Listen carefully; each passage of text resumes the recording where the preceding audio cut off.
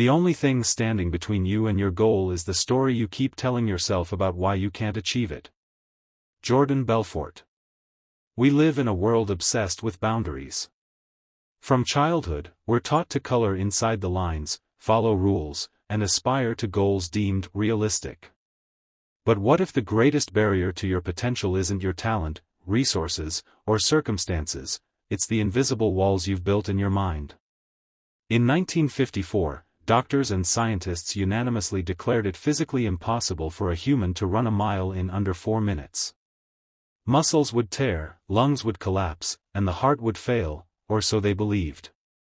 Then, on a cloudy day in Oxford, 25-year-old Roger Bannister crossed the finish line in 3 minutes and 59.4 seconds. Within a year, 16 others replicated his feat. The limit wasn't in the body, it was in the mind. Neuroscience reveals that our brains are prediction machines, constantly filtering experiences through past beliefs. When you tell yourself, "I'm not a math person," or "I'll never be a leader," neural pathways reinforce these stories.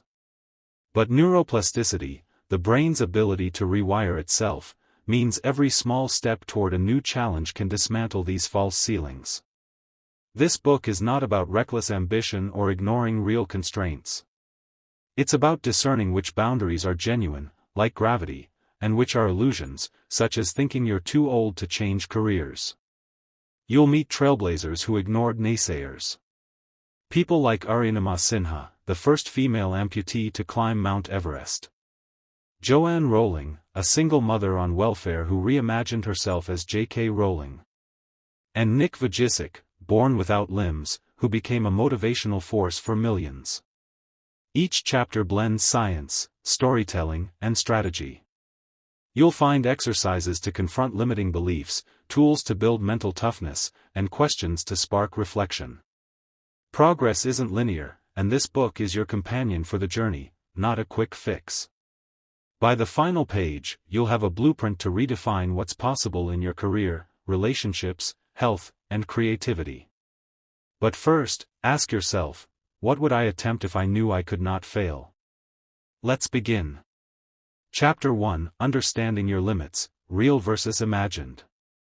The moment you doubt whether you can fly, you cease forever to be able to do it. J. M. Barrie, Peter Pan. We all carry invisible scripts in our minds. I'm not smart enough.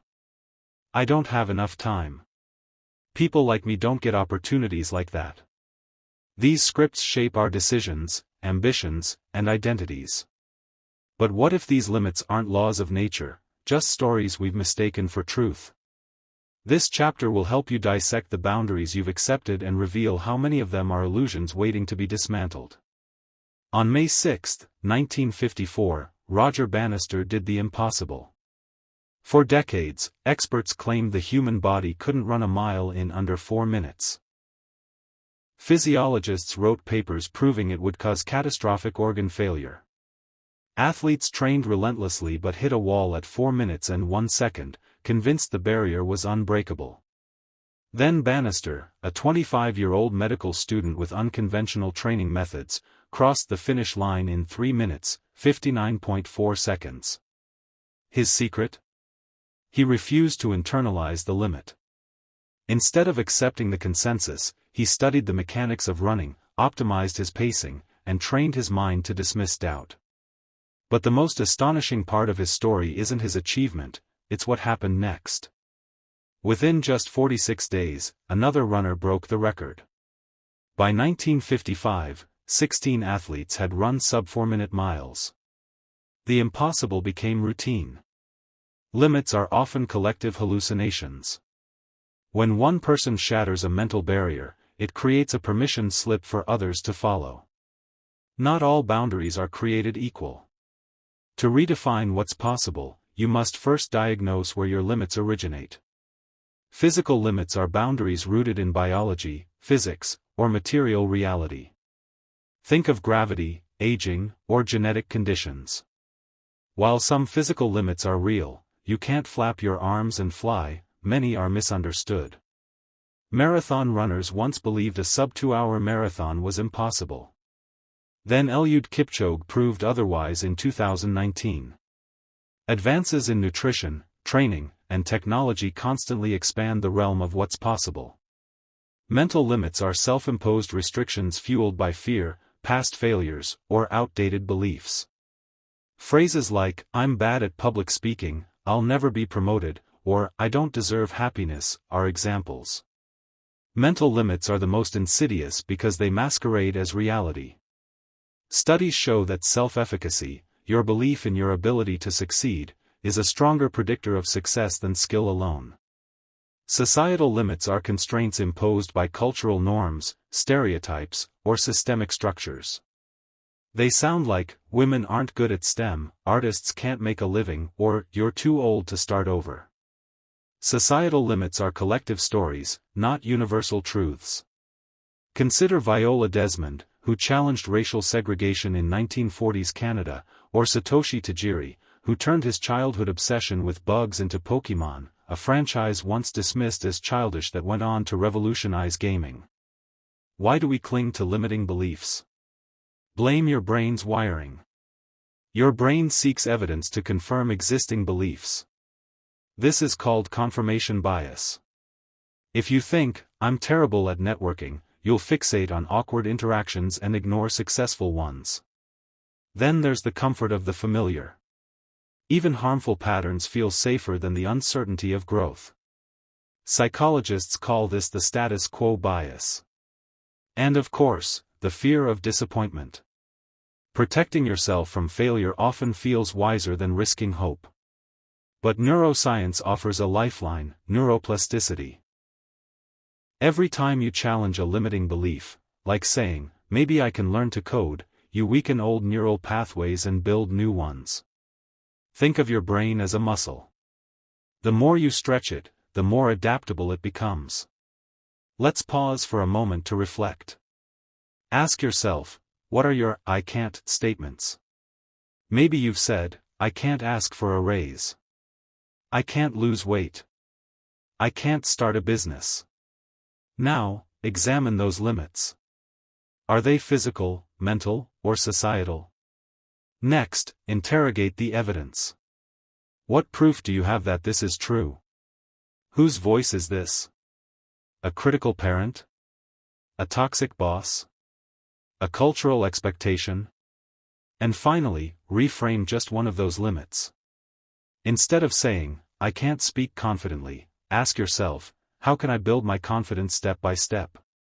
Let's consider a powerful example. In 2013, Australian freediver Sarah Ferguson broke the world record for diving 72 meters, 236 feet, on a single breath. Critics called it suicidal. Yet Sarah's training wasn't just physical, it was psychological. She meditated to calm her fear of drowning and visualized every stroke. "The ocean wasn't my enemy," she said. "My panic was." Your limits are not your destiny. They're invitations to innovate. The philosopher Seneca once said, "It is not because things are difficult that we do not dare, it is because we do not dare that they are difficult." You've now identified the scripts holding you back. In the next chapter, we'll replace them with a mindset of limitlessness, one that turns obstacles into stepping stones. But first, ask yourself, what if my "can't" is just a "haven't yet"?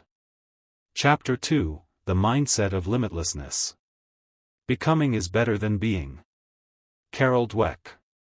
In 1968, a psychologist named Walter Mischel conducted what became known as the marshmallow test. Children were offered a choice: eat one marshmallow immediately or wait 15 minutes and receive 2. Decades later, researchers discovered something remarkable. The kids who waited, who believed that delayed gratification was worth it, went on to excel academically, professionally, and personally. But here's the twist: the ability to wait wasn't hardwired. It wasn't a matter of character. It was a skill, shaped by mindset. Your mindset, the lens through which you view challenges, failure, and growth, forms the foundation of what you believe you can achieve. And if you can shift from a fixed mindset to a limitless one, everything changes. The story you tell yourself transforms. The ceiling lifts. The road forward opens up. Psychologist Carol Dweck's research points to two fundamental types of mindset. The first is the fixed mindset. This mindset says, talent, intelligence, and ability are what they are. You've either got it, or you don't. With this belief, people tend to avoid challenges, shy away from feedback, and give up easily. Picture a student who says, "I'm just bad at math," and stops trying. The second is the growth mindset. A mindset of limitlessness. It says, I can develop new abilities through effort, learning, and resilience. This mindset welcomes challenges, learns from criticism, and keeps going. Imagine that same student saying, "Math is hard, but I'll figure it out," and hiring a tutor. Here's what's wild, these aren't just attitudes, they show up in your brain. Neuroimaging studies reveal that people with a growth mindset activate the parts of their brain responsible for problem solving. People with a fixed mindset, by contrast, trigger the emotional centers that respond to fear and threat. In other words, your mindset literally shapes your biology. And one of the biggest forces behind a fixed mindset is fear. Fear isn't bad. It's not your enemy. It's a survival mechanism. But when it runs unchecked, fear evolves. It becomes imposter syndrome, I don't belong here. It morphs into perfectionism, if I can't do it flawlessly, I won't do it at all. It turns into catastrophizing, if I fail, everything will fall apart. To reframe fear into fuel, start by naming it. Fear thrives in ambiguity. Give it a name. Say, this is fear of looking foolish, or this is fear of not being in control. Next, dial down the drama. Ask yourself, what's the worst that could happen? What's the best? And what's most likely? Then, take one small step. Fear hates movement. So write one sentence. Make one phone call. Take one deep breath. Action shrinks fear. Take Sarah Blakely, the founder of Spanx. She was selling fax machines door to door when she came up with the idea for footless pantyhose. With no fashion experience, she cold-called manufacturers, studied how patents worked, and got rejected over and over again. But she kept going. Her mantra was, don't be intimidated by what you don't know. That's what makes you fearless. She didn't eliminate fear, she turned it into curiosity. So how do you live with a limitless mindset? Start small. Build habits that change the way you think. One of the simplest tools is the word yet. When you say, I can't do this, just add, yet. I don't understand this, yet. I'm not a leader, yet. Another habit is the failure debrief. After a setback, reflect. What worked? What didn't? What will I try next? Set micro goals. Break big things down into steps so small, they feel impossible to fail. Want to write a book? Start with 100 words a day. And surround yourself with expanders, people, mentors, books, podcasts, that stretch your sense of what's possible. Being around those who think bigger helps you grow into someone who does too. Let's try a short mental reset together. Think of a recent situation where you felt stuck or defeated. Maybe it was a job interview that didn't go well. Maybe you pitched an idea and it was shot down. What did your inner voice say? Was it something like, I'm not cut out for this? If so, that's your fixed mindset talking. Now reframe it with a growth mindset. Instead of, I'm not good at this, say, this is a chance to learn something new. Instead of, I failed, say, I'm not done yet. Write down a courage statement. Something you can come back to whenever fear gets loud. Say, I am capable of learning what I need to succeed. Or, progress, not perfection, is the goal. There's a woman named Barbara Arrowsmith Young. In the 1990s, doctors told her that her learning disabilities were permanent.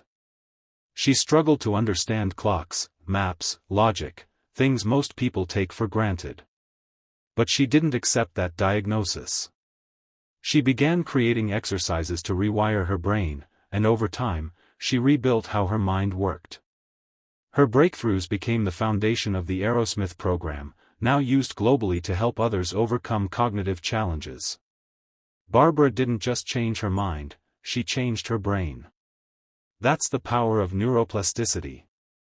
Your brain isn't fixed. It rewires itself in response to effort, challenge, repetition, and belief. Every time you choose growth over comfort, every time you try again instead of giving up, you are physically reshaping the architecture of your mind. Limitlessness isn't a destination. It's a daily practice. It's not about being extraordinary. It's about choosing growth over fear. Learning over judgment. Action over perfection. As James Clear says, you do not rise to the level of your goals. You fall to the level of your systems. So build systems. Create habits. Speak to yourself the way you'd speak to someone you believe in. And if that's hard, start with this truth. You are not done yet. Chapter 3, Stories of the Unstoppable. The world breaks everyone, and afterward, some are strong at the broken places. Ernest Hemingway. History isn't made by those who float through life untouched. It's shaped by people who fall hard, stand back up, and refuse to be defined by what tried to break them. This chapter is a tapestry of resilience, real stories of real people who turned struggle into strength, setbacks into comebacks, and pain into power. Their stories aren't here to impress you. They're here to remind you, if they could do it, so can you. Let's begin with the Phoenix effect, those moments when a person doesn't just bounce back, but rises stronger than ever. At just 15 years old, Malala Yousafzai was shot in the head by the Taliban for speaking out about girls' education in Pakistan. Most people would retreat. Malala chose to roar louder. Not only did she recover, but she went on to become the youngest Nobel Prize laureate at 17. She wasn't defined by the bullet, she was defined by her voice. Adversity doesn't mute us. It amplifies who we truly are. Then there's Kyle Maynard. He was born with no arms or legs below the elbows and knees. Doctors doubted he'd ever be independent. But Kyle had other plans. He became a champion wrestler. He climbed Mount Kilimanjaro, on all fours. He set a bench-pressing world record. His mantra? Disability is a state of mind. His life is living proof, the greatest limits are the ones we accept. Or consider Liz Murray. Her childhood was filled with addiction, instability, and homelessness. At 15, she was sleeping on subway trains. After her mother died of AIDS, Liz made a radical choice, she chose school. She finished high school in just 2 years, earned a scholarship to Harvard, and became a beacon for millions. Your past doesn't decide your worth. It's a prologue, not a sentence. But resilience isn't only found in survival. It's also what we build from our pain. Temple Grandin was told she'd never speak. Diagnosed with autism in the 1950s, she lived in a world that didn't understand her. But Temple saw the world differently, literally. Her ability to think in pictures helped her design more humane systems for livestock. Her mind, once seen as a weakness, became her superpower. What society labels as broken may actually be breakthrough. Now let's talk about Elon Musk. Before Tesla was the car of the future and before SpaceX landed rockets, Musk hit rock bottom. In 2008, both companies were on the brink of collapse. Rockets were exploding. Cash was evaporating. Critics were circling. He bet his last dollars on one final launch, and it worked. That one success saved both companies. Persistence means betting on yourself when no one else will. Viola Davis didn't just break barriers, she shattered them. She grew up in poverty, often hungry, often ashamed. But she turned her pain into fuel, stepping onto the world's biggest stages. Today, she's the first black woman to earn an Emmy, a Grammy, an Oscar, and a Tony. Her advice is simple but profound: own your story, or it will own you. Now, you might be thinking, those are famous names. What about people like me? Let me introduce you to Fabio Chavez. In a slum outside Paraguay, he saw kids digging through trash just to survive. He didn't have money or power. What he had was vision. He taught those kids to build musical instruments out of garbage, violins made of oil cans, cellos made of scrap metal. They became the recycled orchestra, playing concerts around the world, raising money for education, and proving that creativity thrives in constraint. Or Aaron Ralston. You may know his story from the film 127 Hours. He was hiking alone in a Utah canyon when a boulder trapped his arm. For 5 days, he was stuck. Alone. Starving. Near death. And then, he did the unthinkable. He amputated his own arm and walked to safety. But the real miracle isn't just that he survived, it's what he did after. He became a speaker, an advocate, and a symbol of grit. Survival is powerful. But transformation is where the magic is. So what makes people like this different? Science offers a few clues. Psychologists say resilience comes from 3 pillars. The first is an adaptive mindset, believing challenges are temporary, and that you can overcome them. The second is purpose, finding meaning in pain. When people believe their suffering can serve a greater good, they don't just recover, they grow. The third? Connection. A support system. Whether it's faith, friends, or mentors, resilient people don't go it alone. Here's something remarkable: up to 70% of people who experience trauma report something called post-traumatic growth. That means they actually become stronger, wiser, more compassionate after the storm. And while a small part of resilience is genetic, the bigger truth is this: resilience is a skill. Navy SEALs train their minds to see stress not as a threat, but as a challenge. And you can train that too. So how do you begin? Start with your own story. Think back to a time when life tested you. A time you didn't think you'd get through, but you did. What happened? What did it teach you? Now ask yourself, what gift did that moment give me? Did it teach me patience? Courage? Empathy? Now, write a letter to your future self. Imagine you're facing your next challenge. What do you want to remember? Maybe something like, you survived worse. You will rise again. There's a Japanese art form called kintsugi. It repairs broken pottery with gold. Instead of hiding the cracks, it highlights them. The object becomes more valuable because it was broken and mended. That's what your pain can be. That's what resilience is. You are not here to avoid hardship. You are here to rise through it. In the next chapter, we'll turn these stories into strategy. Because inspiration without action is just entertainment. It's time to break limits, not just in theory, but in your daily life. Let's get practical. Chapter 4: Strategies to Shatter Barriers. The best way to predict the future is to create it. Abraham Lincoln. In 1961, President John F. Kennedy stood before Congress and declared a goal so bold, it bordered on delusion: put a human on the moon and return them safely to Earth, within the decade. At the time, NASA had barely managed to get a man into orbit. And yet, 8 years later, Neil Armstrong set foot on the moon. Why did it happen? Because vision without strategy is hallucination. Kennedy didn't just inspire a nation, he mobilized it with clarity, commitment, and systems. That's what this chapter is about. You may not be planning a lunar landing. But whatever your version of the moon is, this is your blueprint to get there. Part 1: Goal Setting That Actually Works. We start with the basics. Not because they're easy, but because they work. SMART goals, the power of specificity.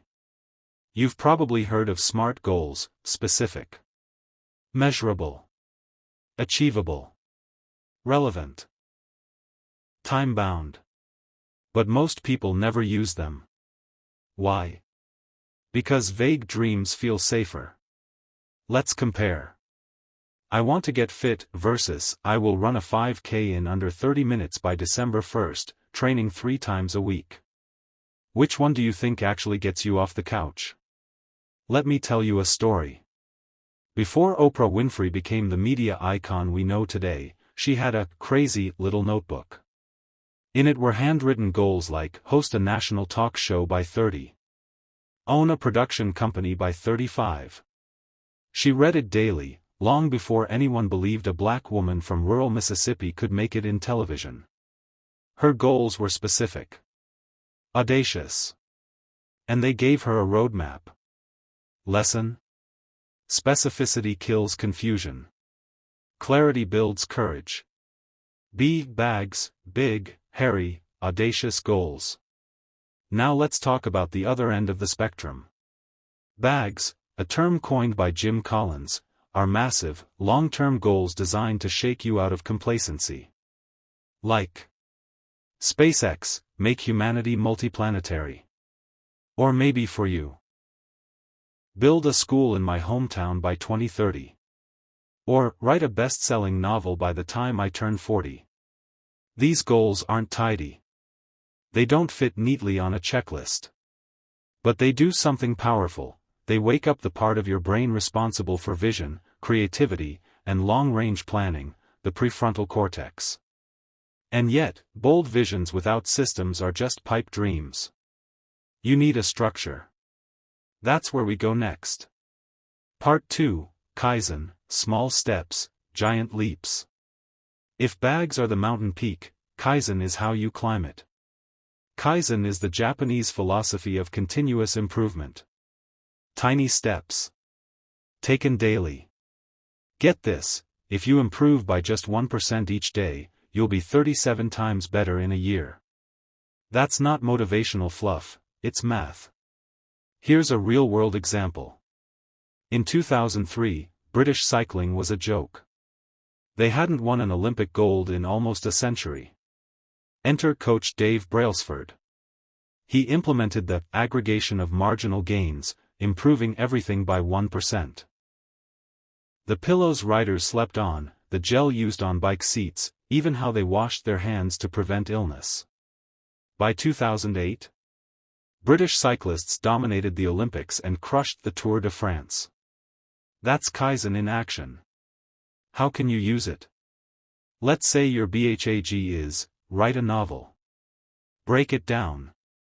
Write 200 words a day. Schedule writing time at 8 a.m. daily. Track your streak on a calendar. And, don't wait to celebrate the book launch. Celebrate every finished paragraph. Every sit-down session. Progress breeds momentum.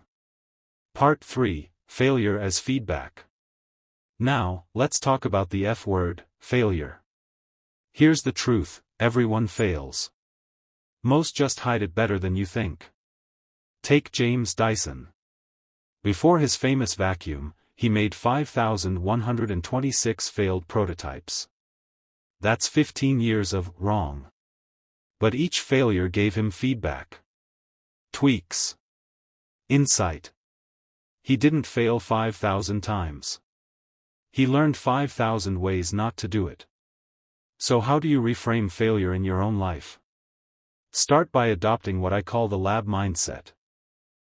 See your goals as experiments. Didn't lose weight this week? Don't blame yourself. Ask questions. Was the plan too strict? Did stress affect your eating? Was your environment working against you? Then ask the magic question: what did this teach me that I can use next time? Normalize setbacks. Beyoncé was rejected from Star Search. Most startups fail. So do most first dates, first drafts, and first attempts. Setbacks are the dues you pay on the road to mastery.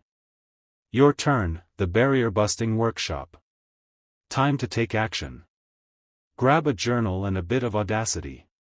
This is your blueprint building moment. Step 1. Define your BHAG. Write down a 10-year goal that feels thrilling and terrifying. Be bold. No censoring. Step 2. Reverse engineer it. Break it into 3 smart milestones. For example, secure funding by 2025. Then, for each milestone, list 3 Kaizen habits. Like, research grants for 20 minutes daily. Step 3. Anticipate failure. List 3 obstacles that might derail you. Then plan for them. If I run out of time, I'll switch to 10-minute sprints. If fear kicks in, I'll call my accountability buddy. Barriers lose power when you plan for them. Case study: Apple's 4-minute mile.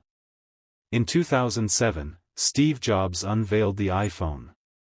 At the time, tech giants like Microsoft laughed it off. Impossible, they said. But Apple combined a BHAG, revolutionize communication, with obsessive Kaizen, refining every element from the touchscreen to the typography. The result? A device that changed the world. Big visions require microscopic discipline. Closing thought: the alchemy of action. Strategy without courage is paralysis. And courage without strategy? That's chaos. You need both. You don't have to have all the answers. You just need to take the next right step. As Marie Forleo says, clarity comes from engagement, not thought. So get moving. In the next chapter, we'll cover how to sustain that momentum. Because making progress is one thing. But building a life beyond limits? That's about staying the course when the spark fades. Let's go deeper. Let's get consistent. Chapter 5: Sustaining Momentum. Success is a series of small wins, glued together by the refusal to quit. Unknown. In 2018, Tara Westover released Educated, a memoir chronicling her journey from an off-the-grid childhood to earning a PhD at Cambridge University. Her story? Raw. Unlikely. Unforgettable. The book stayed on the New York Times bestseller list for 2 years. But her greatest achievement wasn't just getting published. It was continuing, through rejection, through doubt, through the exhaustion that creeps in when passion turns to pressure. That's what this chapter is about. Momentum. How to protect it. How to rebuild it. And how to sustain it, long after the initial spark fades. Part 1: The Art of Rest, Avoiding Burnout. Here's the truth: burnout doesn't mean you're broken. It means your systems are. Chronic stress literally shrinks the prefrontal cortex, yes, the very part of your brain responsible for decision-making, problem-solving, and creativity. Let that sink in. Overdrive makes you duller, not stronger. The Finnish secret: sisu plus rest. Finland ranks among the happiest countries on earth. Why? Because of sisu, a cultural code that blends grit with grace. Perseverance with permission to pause. Companies like Nokia offer mandatory recovery weeks after big projects. People actually use their 30-plus days of annual leave. The result? More innovation. Less burnout. Stronger teams. You're not a machine. Even machines need to cool down. Your rest toolkit. 1. Practice rhythmic rest. Try the 52/17 rule. Work for 52 minutes.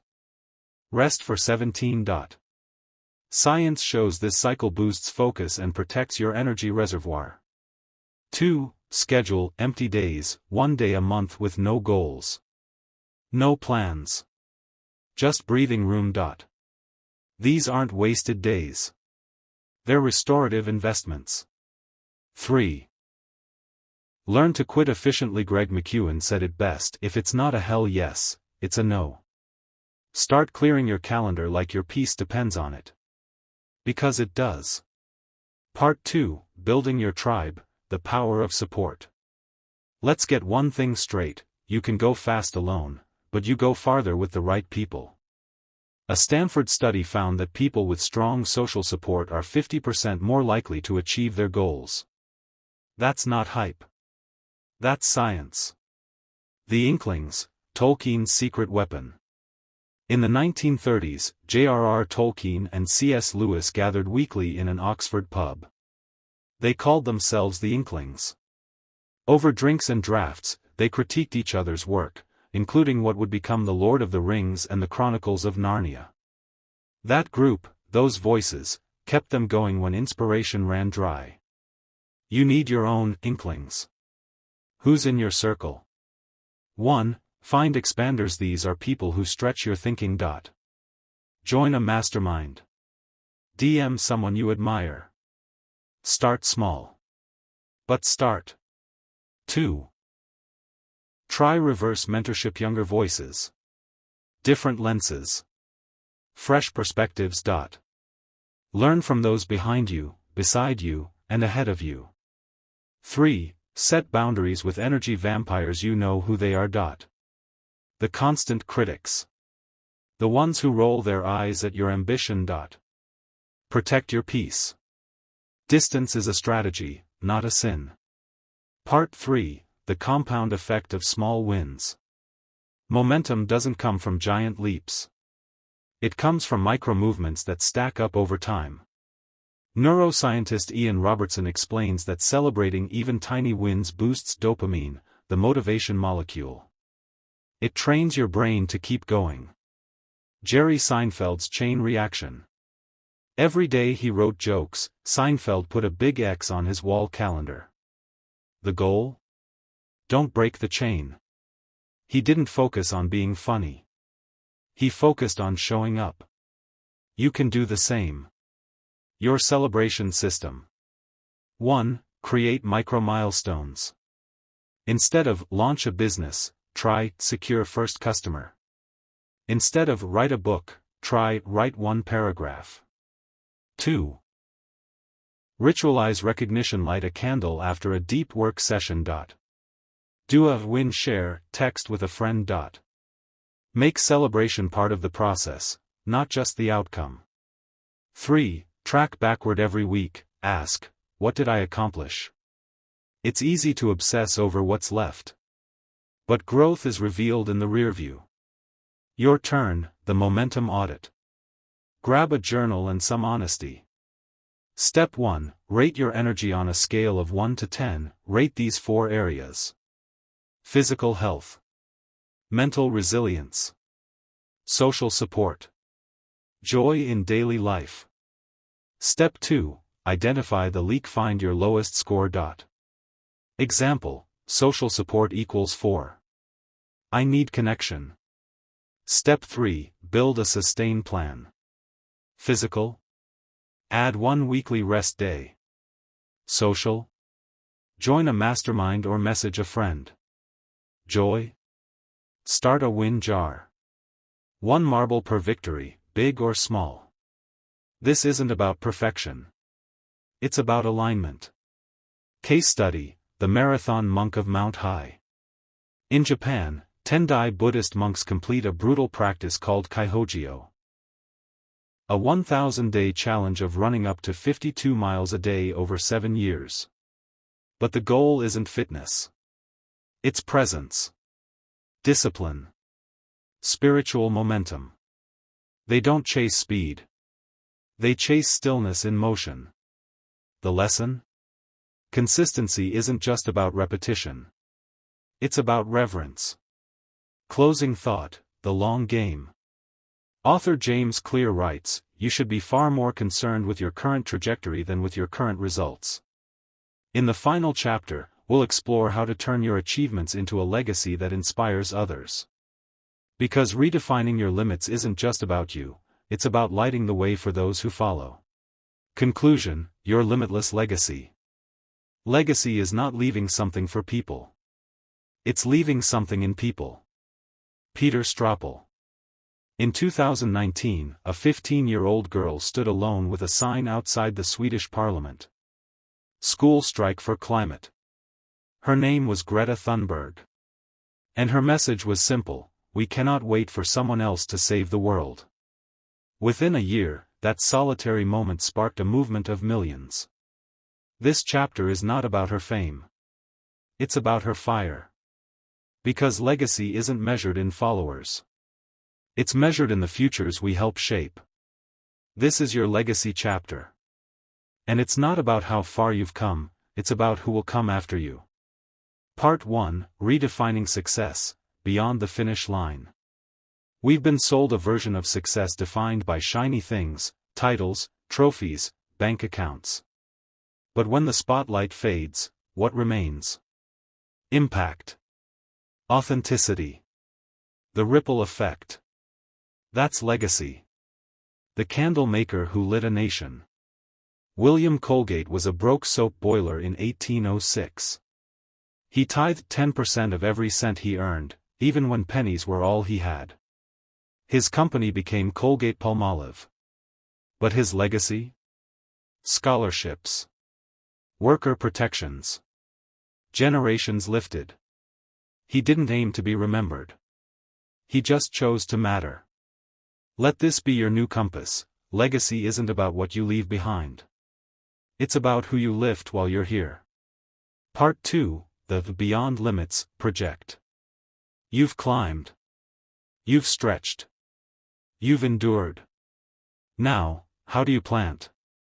Let's build your legacy, starting today. The Legacy Blueprint. Grab a journal. This one's for you. 1. Define your why. Ask yourself, what breaks my heart? What brings me joy to fix? Maybe it's art access for kids. Maybe it's healing fractured families. Maybe it's just making sure one person feels less alone. 2. Choose your arena. Personal, be the parent, partner, or friend you once needed. Professional, build a culture that values humans over output. Global, champion a cause that outlives you. 3. Plant one seed today. Text a student and offer mentorship. Start a blog. Volunteer. Speak up. Show up. Legacy doesn't start someday. It starts now. Part 3, The Ripple Effect. In 1965, Fannie Lou Hamer told the world how she was beaten for trying to vote. TV networks tried to censor her. But a young man named Jesse Jackson was watching. He later said, "She didn't just change laws. She changed my understanding of courage." That's the ripple.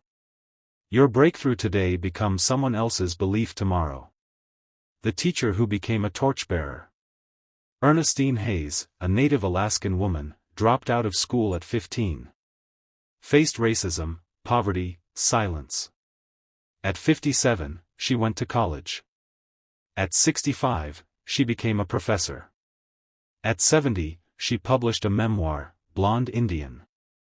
Her words now sit in classrooms, in hearts, in Native students who once felt invisible. Her life became their mirror. And yours can, too. Part 4, Living Eulogy versus Dying Regrets. Palliative nurse Bronnie Ware documented the top regrets of the dying. Here's what topped the list. I wish I'd lived a life true to myself. I wish I hadn't worked so hard. I wish I'd expressed how I really felt. Let that be your prompt. Write your living eulogy. Not how you want to die, but how you want to live. Say it in one sentence. She made strangers feel seen.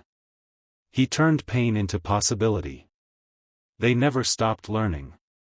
Then reverse engineer your days to match it. Because the goal isn't to be remembered. It's to be felt. Closing thought, the never-ending story. Limits? They were never walls. They were thresholds. Every time you stretch beyond what scares you, you add a verse to humanity's song of courage. Let this echo in your soul. You are a trailblazer. Someone, somewhere, will follow your footprints. You are enough. Your story doesn't need editing, it needs telling. You are timeless. Because ripples never ask permission to outlive the stone. You've walked the pages of this book. Now, go write the next one, with your life. Afterward, the journey never ends. The important thing is not to stop questioning. Curiosity has its own reason for existing. Albert Einstein. In 2021, John Goodenough, yes, that's his real name, won the Nobel Prize in Chemistry. He was 90 years old. The award? For a battery innovation he made in his 50s. When asked about retirement, he chuckled. "I'm just getting started." That's the spirit we're leaving you with. Stay a beginner. Stay awake to wonder. Stay humble enough to pass the torch, and brave enough to carry it. Final exercise, write to your future self. One last invitation. Grab a pen. Write a letter. Where are you now? Where do you want to be in 10 years? What do you hope your legacy will become? Seal it. Date it. Open it on January 1st, 2034. And when you do, let the future version of you smile, knowing you dared. If this inspired you, don't forget to like this video. Subscribe to our channel, EchoLib, because we release powerful audiobooks regularly to help you break barriers and live boldly. Until next time, dream bigger. Push harder. Redefine possible.